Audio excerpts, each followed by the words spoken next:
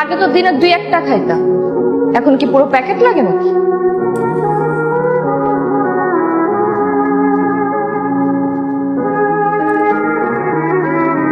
এই সিগারেট না আমি কারো বাপের টাকায় খাই না, নিজের টাকায় খাই, তো আবার নিজের বাড়ির ছাদে। কারো বাপের যদি কোনো সমস্যা থাকে না, সে যেন চুপচাপ চলে যায়, কিন্তু আমার সিগারেট নিয়ে যেন কথা বলার সাহস না পায়। আগে তো বেয়াদব ছিলি, এখন কি ভদ্রতা খেয়ে ফেলছিস? হ্যাঁ, খেয়ে ফেলছি। আমার পেটে প্রচুর ক্ষুধা, আমি সব খেয়ে ফেলতেছি জানি। হ্যাঁ, আগে মনে ছিল না, আমি তো জন্মাইছি অবধ, এটা মনে ছিল না আমি যে একটা বখাটে, এটা জানা নাই। হ্যাঁ আমি জানি তো তুই বখাটে, তুই তো বখাটে দেখে আজকে আমি তোর সাথে নাই, বুঝছ নাই? কিন্তু এসব বখাটে গিরি এই ছাদে চলবে না, সিগারেট খাওয়া যাবে না এই ছাদে। এই এলিয়েন, এলিয়েন বলবি না। 100 বার বলবো, 1000 বার বলবো, যতবার মন চায় ততবার তোর এলিয়েন বলবো। Alien alien alien alien alien.